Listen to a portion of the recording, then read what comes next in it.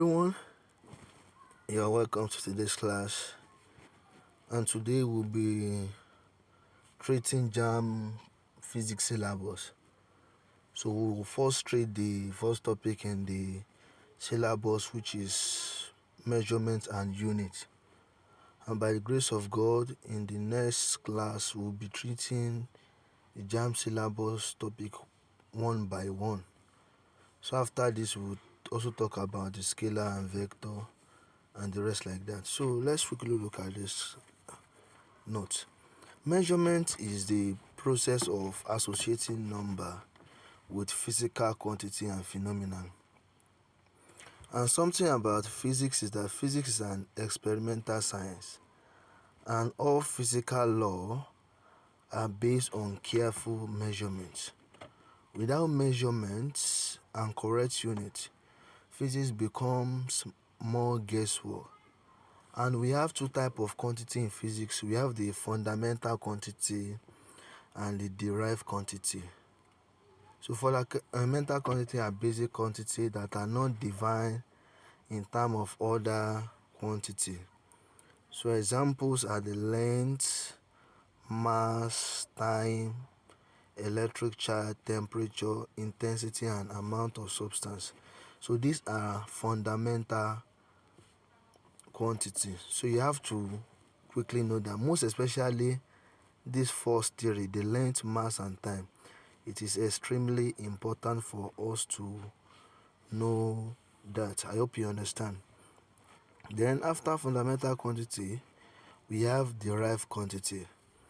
Derived quantity are obtained by combining fundamental quantity.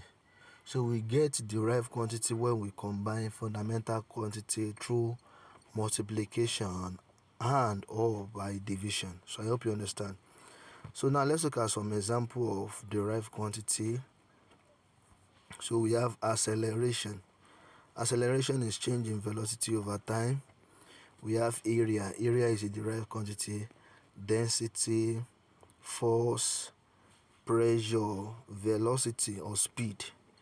Then we have volume too. All these are examples of derived quantity. So you have to know the formula too.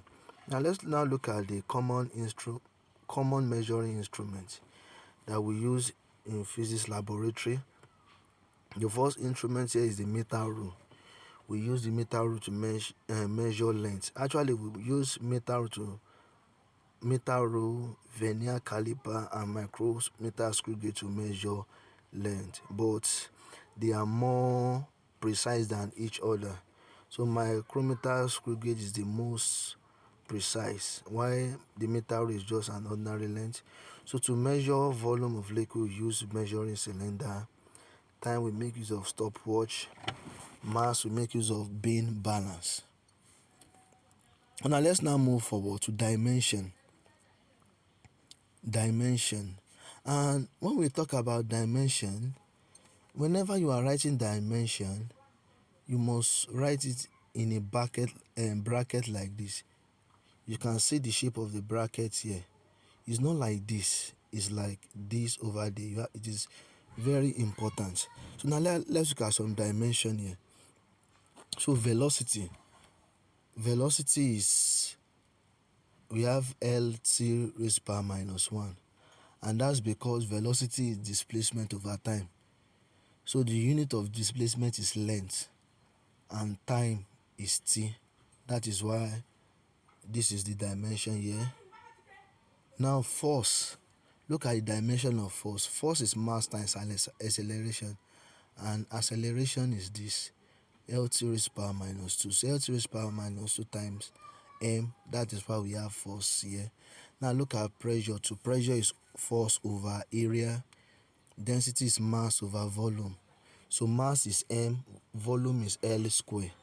So that is why we have this. Energy is force times distance, while power is work done over time. So you have to look at the formula very well to know about the dimension analysis.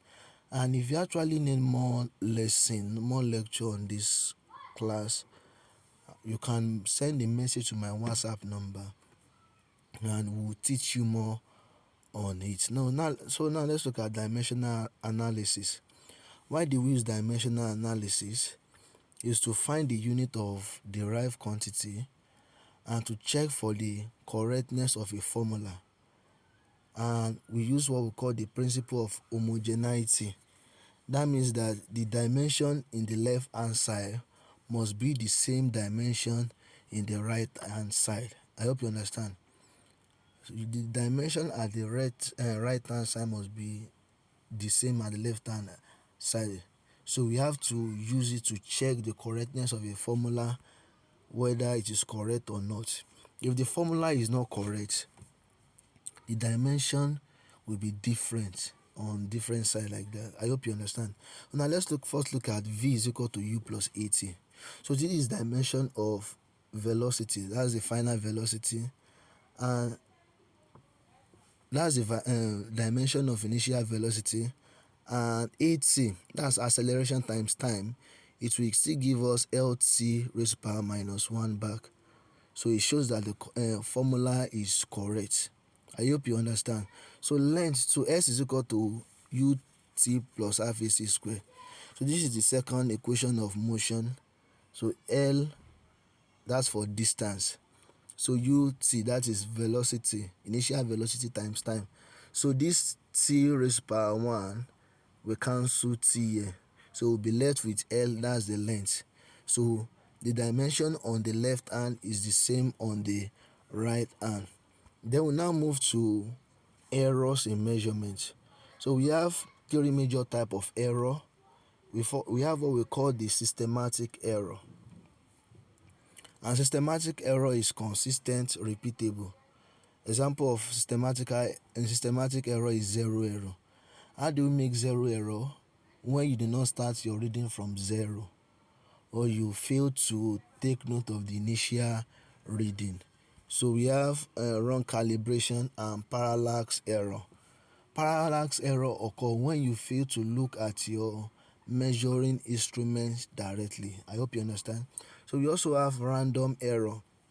Random error is, as the word is random, it is unpredictable, like human judgment or air disturbance. Then we will now have gross error. Gross error is totally human mistake. Gross error is human mistake. Now let's now look at accuracy and precision. So accuracy measure the measurement to true value. It shows how the measurement is close to the true value, while precision show how measurements are close to each other. I hope you understand like that.